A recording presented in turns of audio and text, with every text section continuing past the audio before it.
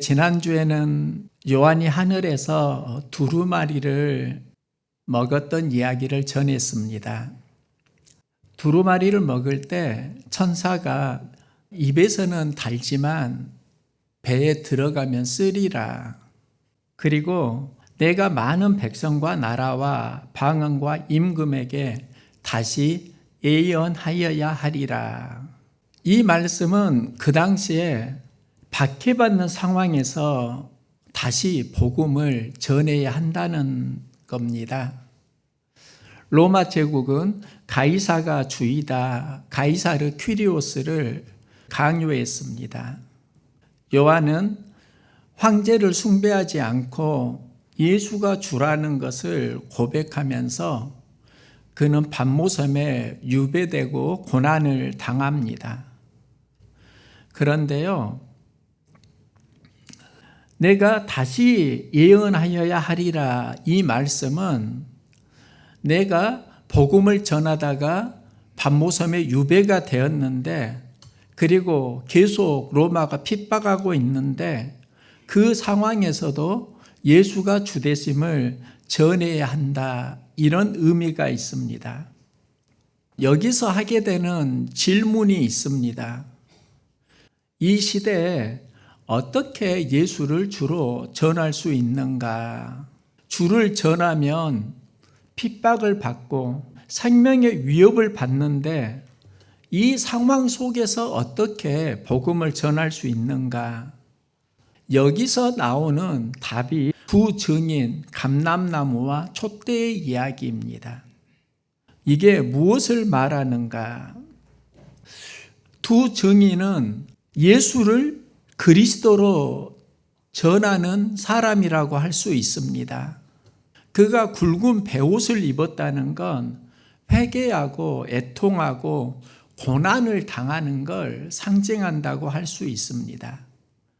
증인이 된다는 건 말로만 전하는 게 아니라 때로는 어려움, 고난, 아픔을 포함하고 있습니다. 두 증인이라는 말은 그 증거가 참되다 이런 의미가 있습니다. 사람을 고소할 때는 한 명이 아니라 두 명, 세 명이 함께 할 때 그걸 효력을 인정합니다. 두 증인이 증언한다는 건 그 고백이 참되다라는 의미라고 할 수 있습니다. 두 증인이 로마가 다스리는 시대에 로마 황제를 주로 고백하라고 하는 상황 속에서 어떻게 예수를 주로 고백할 수 있는가? 예수가 주님이라고 증언할 수 있는가? 하나님께서 그 두 증인에게 복음을 전할 수 있는 권세를 주시는데 그 권세가 감람나무와 촛대의 이야기입니다. 스가랴는 바벨론 포로로 있다가 고레스 왕 때 이스라엘로 돌아왔습니다. 다시 고국에 돌아왔는데 예루살렘 성벽은 무너졌습니다. 경제적 기반은 어려워졌습니다. 무너진 성전을 다시 세우려고 하는데 이때 사람들이 말합니다. 어떻게 이게 가능하겠는가? 우리의 힘으로는 성전을 재건할 수가 없다. 백성들이 성전 재건은 원하지만 그 힘이 없다고 낙담할 때 하나님께서 스가랴에게 주시는 비전이 있습니다. 힘으로 되지 아니하고 능으로 되지 아니하고 오직 나의 영으로 되느니라. 힘으로 안 되고 능으로 안 되고 하나님께서 나의 영으로 되느니라 이 말씀을 하시고 스가랴에게 보여주는 환상이 숭금 등잔대와 두 감람나무의 이야기입니다. 등잔대가 불이 붙으려고 하면 기름을 공급해 주어야 합니다. 여기서 감람나무는 기름을 의미합니다. 하나님이 영으로 된다는 것은 이 기름이 성령과 연결된다는 겁니다. 그러니까 성전을 재건하려고 하면 너희 힘으로 안 돼. 하나님의 영으로 돼. 성령이 너희들과 함께 할 때 성령이 충만해야지 그 일을 감당할 수 있어. 이런 의미가 있습니다. 즉, 우리가 무언가를 하려고 할 때 힘은 나의 힘이 아니라 하나님이 공급하는 영으로 되어지는데 그 영이 바로 성령입니다. 두 증인이 핍박받는 상황에서 복음을 전하려고 하면 성령의 기름 부음이 있어야 한다는 겁니다. 그리고 촛대는 계시록 1장을 보면 교회를 의미합니다. 복음을 전하는 삶을 살려고 하면 우리 안에 성령의 공급이 있어야 예수의 증인이 될 수 있다는 걸 암시하고 있습니다. 전후 맥락을 통해서 이렇게 이해할 수 있습니다. 요한이 하늘에서 두루마리를 먹습니다. 그 두루마리는 하나님의 뜻과 섭리가 들어있는 말씀입니다. 그 말씀에는 이런 특징이 있습니다. 그가 두루마리를 먹으니까 입에는 달다. 우리가 말씀을 먹을 때 구원의 기쁨과 감격이 있다는 겁니다. 그 말씀이 배에 들어가니까 쓰다. 삶을 살 때는 고난이 있다는 겁니다. 십자가 현장이 있다는 겁니다. 그러니까 말씀은 우리에게 구원의 기쁨과 감격이 있지만 말씀대로 살아가고 말씀을 전하는 현장에는 감당해야 하는 십자가가 있다는 겁니다. 그래서 너희가 말씀을 먹을 때 입에서는 달지만 증인으로 살아가려고 하는 현장에서는 감당해야 하는 고난, 십자가가 있다는 암시라고 할 수 있습니다. 단 말씀, 쓴 말씀을 먹을 때 천사가 말하는데요. 다시 예언하여야 하리라. 여기서 다시라는 말은 새로운 게 아니라 이전부터 사도들이 전한 복음입니다. 로마 제국의 황제를 주로 고백하라고 할 때 다시 복음을 전하라고 하시면서 복음을 전하는 두 증인을 이야기하고 복음을 전할 수 있는 답을 알려주는 게 감람나무와 촛대의 이야기입니다. 성경에서 복음을 전하는 원리가 있는데요. 사도행전 1장 8절은 이렇게 말합니다. 성령이 너희에게 임하시면 너희가 권능을 받고 예루살렘과 온 유대와 사마리아와 땅끝까지 이르러 내 증인이 되리라. 그 답이 내 힘으로가 아니라 성령이 너희에게 임하시면입니다. 성령이 임할 때 우리는 복음을 전할 수 있고 사역을 감당할 수 있습니다. 우리가 사명을 어디에서 감당할 수 있는가? 성령이 임하시면입니다. 초대교회에서 증인은 부활을 목격한 사람들입니다. 예수님이 십자가를 질 때 제자들이 흩어지고 예수 부활을 목격하고 흩어진 제자들이 다시 모이는데요. 예수님은 그들에게 예루살렘을 떠나지 말고 약속하신 것을 기다리라 말씀합니다. 제자들이 예루살렘에 있는 마가 다락방에 모여서 기도하고 오순절에 성령을 체험합니다. 그때 많은 사람들이 무슨 일이 일어났는가 하고 모여들 때 베드로가 그들에게 복음을 전하는데요. 그 복음의 중심 메시지가 다른 이로서는 구원을 받을 수 없나니 천하 사람 중에 구원을 받을 만한 다른 이름을 우리에게 주신 일이 없음이라 하였더라. 베드로가 성령 받고 전한 메시지 중심에는 예수 그리스도가 있습니다. 수많은 사람들이 그 메시지를 듣고 회개하고 세례를 받는데 그 수가 3,000이 되고 그 3,000이 초대교회를 세우는 밑거름이라고도 할 수 있습니다. 성령을 통해서 사역이 된다는 겁니다. 이 사건은 감람나무와 촛대로 이해할 수 있습니다. 성령의 기름 부음이 있을 때 제자들은 땅끝까지 복음을 전할 수 있는 권세를 얻습니다. 예수가 그리스도이고 구원에 이르는 다른 이름이 없다는 것을 증언합니다. 성령을 통해서 전해지는 복음은 예수 그리스도, 예수가 주라는 진리입니다. 오늘날 성경을 가르친다고 하면서 다른 복음으로 우리를 미혹하는 수많은 상황들이 있습니다. 지난주에 항존직 헌신 예배에서 말씀을 전해달라는 청빙을 받았습니다. 주일 예배를 드리고 오후에 말씀을 전하러 갔습니다. 오후 예배는 가족들이 자체적으로 코이노니아 하면서 예배를 드렸습니다. 그날 제가 항존직 헌신 예배에서 부탁받은 말씀이 이단 예방 설교였습니다. 말씀을 전하고 교회에 왔는데 아내가 우리도 방금 예배를 마치고 헤어졌다고 합니다. 예배가 많이 길어졌습니다. 그 이유를 알았습니다.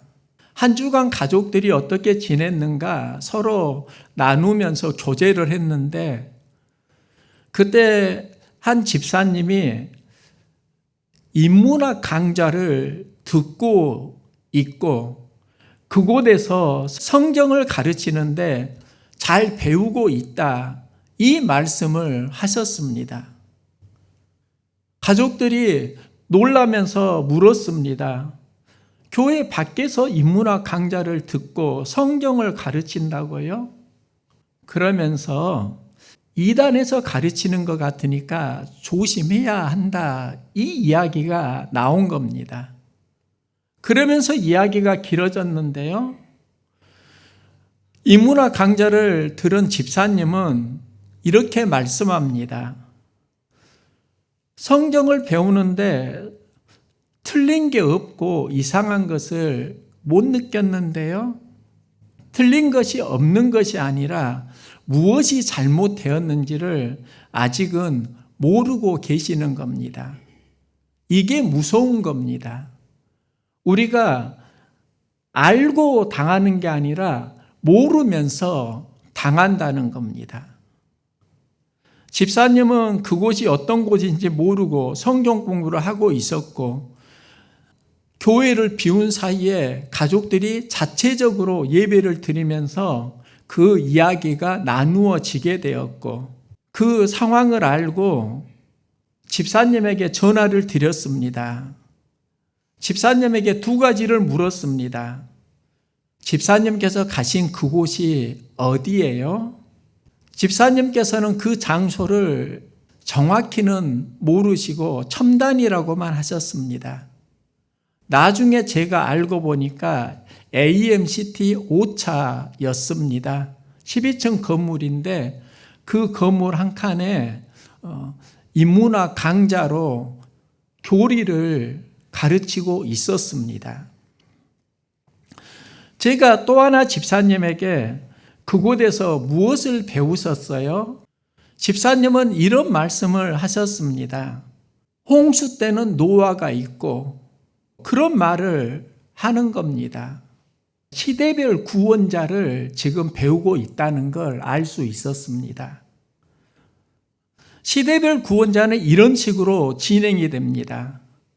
노아 시대에 홍수 때는 노아가 구원자로 있었고 또 하나님의 부르심 앞에 아브라함이 쓰임을 받고 출애굽할 때 또 모세가 쓰임을 받고 신약에는 예수 그리스도가 있고 시대마다 그 상황마다 하나님 보내신 구원자가 있었다는 겁니다. 그리고 지금은 예수님이 십자가에 달려 죽으신 이후에 새로운 하나님 보내신 목자가 있다는 말을 하기 위해서 그 전에 밑그림을 까는 겁니다. 시대별 구원자는 예전부터 있었는데요. 이 교리가 어디에서 책으로 체계화가 되었는가? 김백문의 기독교 근본 원리입니다. 김백문은 그곳에서 시대별 구원자를 말합니다. 그 김백문의 기독교 근본 원리를 가지고 가서 만든 책이 통일교의 원리 강론이라고 할 수 있습니다. 그 원리 강론을 배우고 자신이 구원자로 들어간 케이스가 정명석입니다. 한국의 이단 계보를 보면 통일교의 문선명 계보가 하나 있다고 하면 또 하나는 전도관의 박태선 계열이 있습니다. 전도관의 박태선에서 나온 게 유재열의 장막성전이고, 이 장막성전에서 생활했던 사람이 이만희입니다. 유재열이 시한부 종말론을 주장을 했고 많은 이들이 그에게 헌금을 하고 재산을 바쳤는데 예수님이 재림하지 않으니까 그 유재열을 고소하는 일이 일어나는데 그 고소했던 사람이 바로 이만희입니다. 모든 거 다 드렸는데 속았다는 겁니다. 그리고 유재열의 장막성전에서 나와서 그 사람들이 모여서 시작되는 곳이 바로 신천지의 기원입니다. 이단을 보면은요, 하나님은 그 시대에 구원자를 세우시고 그 구원자를 통해서 역사가 진행된다. 이게 시대별 구원자입니다. 자신을 신격화하기 위한 거짓 교리입니다. 성경은 새 시대 구원자를 말하지 않습니다. 시대마다 선지자, 사도, 종, 증인이 있다는 것은 성경에 나와 있지만 그들을 구원자라고 말하지는 않습니다. 바울과 바나바가 루스드라에서 안전뱅이를 고칠 때 그 이적을 보고 많은 사람들이 바나바를 제우스, 바울을 헤르메스 신이라고 경배합니다. 신이 사람의 모양으로 이 땅에 내려왔다고 하면서 바울과 바나바를 신으로 제사하려고 할 때 바울과 바나바가 그들에게 달려가서 옷을 찢고 무리 가운데 뛰어들면서 우리에게 제사하지 말라고 합니다. 우리도 여러분과 같은 성정을 가진 사람이라 말합니다. 헛된 일을 버리고 살아계신 하나님께 돌아오라고 말씀합니다. 이게 사도들이 전한 복음입니다. 사도들은 예수를 전하는 증인의 삶을 살았습니다.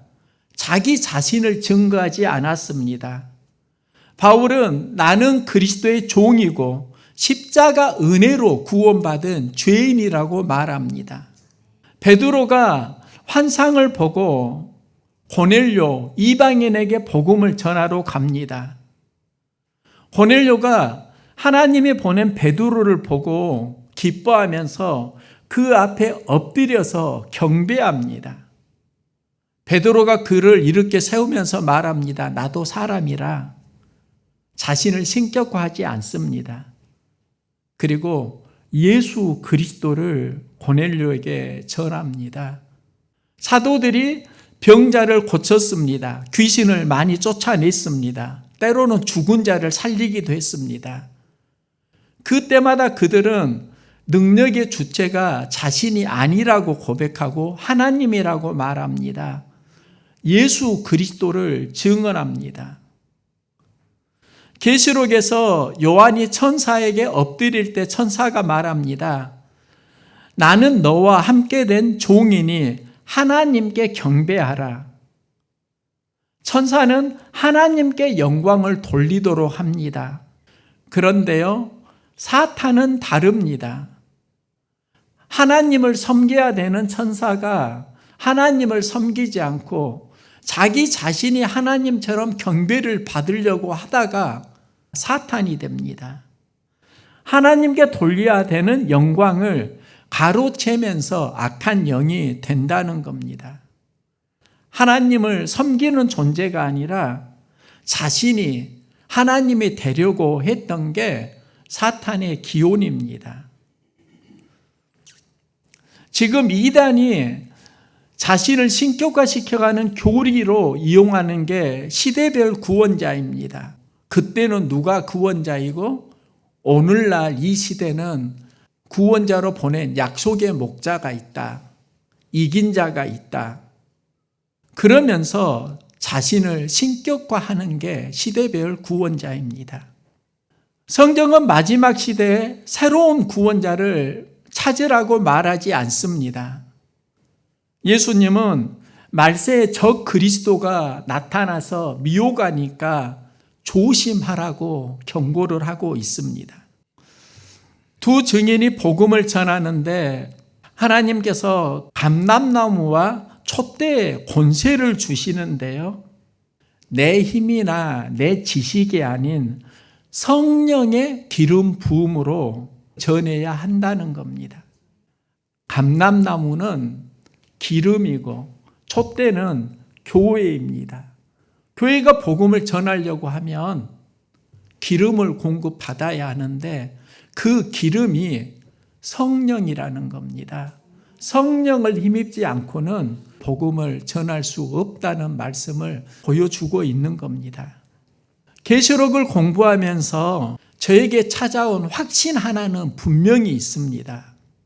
계시록의 모든 비유와 상징은 예수가 주라는 것을 보여주고 있고 이것을 부인하고 비틀면 다른 복음이 된다는 겁니다. 계시록의 시작은 예수 그리스도의 계시라.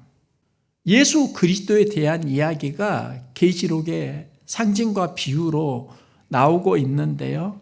예수가 주이고 그리스도라는 것을 선언합니다. 주 예수의 은혜가 모든 자들에게 있을지어다. 아멘.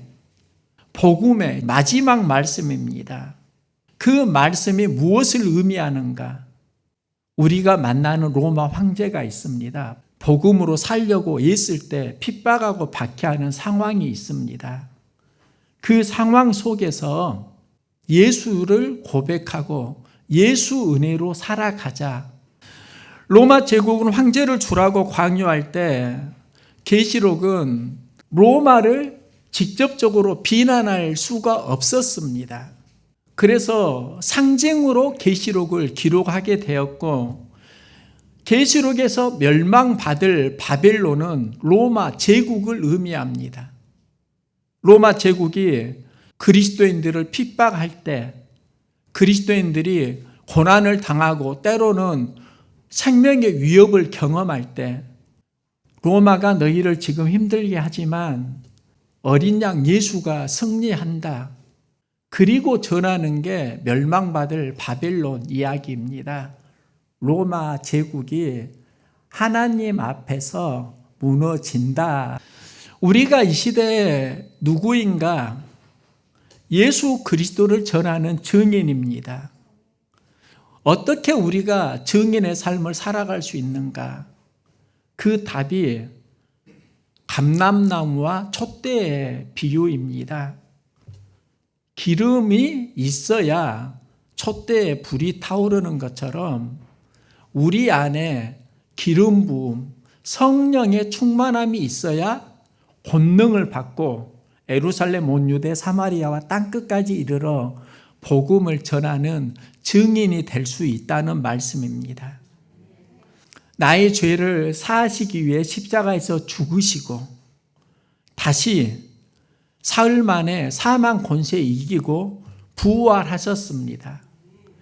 그 예수를 믿으면 나의 죄는 사함을 받고 예수 그리스도의 부활 생명은 하나님 주시는 선물이 됩니다. 우리가 예수 믿으면 구원을 받는다는 것은 예수가 주이고 하나님께서 우리에게 구원을 약속하셨다는 겁니다. 초대교회에서는 이렇게 이해할 수 있습니다. 예수 믿으면 핍박받고 로마는 황제를 주로 섬기며 많은 혜택을 주는데 우리가 로마 황제를 주로 고백해야 되는 거 아니야? 그 당시에 현실적인 문제였습니다. 로마 황제를 주로 고백하지 않으면 핍박을 했고 경제 생활을 하기도 어려웠습니다. 로마 황제를 주로 고백하면 로마에 충성한다는 충성 서약서를 그에게 주었습니다. 이게 리벨루스입니다. 리벨루스가 있으면 장사를 할 수 있었는데 그 리벨루스를 받지 못하면 장사를 할 수가 없었습니다. 상인 조합에 가입할 수가 없었습니다. 생존의 위협을 받았습니다. 일상생활에서 로마 황제를 주로 고백하지 않으면 불이익들이 있었다는 겁니다. 그 상황 속에서 예수를 믿는 사람들에게 위로하기 위해서 쓴 메시지가 요한계시록이고 예수가 승리한다는 걸 보고 많은 그리스도인들이 위로를, 격려를, 소망을 가졌던 겁니다. 그런데요, 예수를 주로 고백하지 않고 황제를 주로 고백하고 배교했던 사람들도 있습니다. 그들에게 요한계시록은 경고하는 메시지이기도 했습니다. 우리는 이 시대 예수 그리스도의 증인입니다. 그리고 요한계시록에서 말하는 두 증인은 오늘날 우리가 어떻게 복음을 전해야 하는가를 알려주는 메시지이기도 합니다. 감람나무에 기름 부음이 있기를 소망합니다. 성령의 충만함이 있을 때 복음을 전할 수 있다는 겁니다. 전했던 복음의 내용이 무엇인가? 예수가 주이고 구원자라는 겁니다. 그 믿음을 지킨 사람들이 요한계시록에서 이기는 자입니다. 예수의 증인으로 복음을 전하고 이기는 자로 살아갈 수 있기를 소망합니다.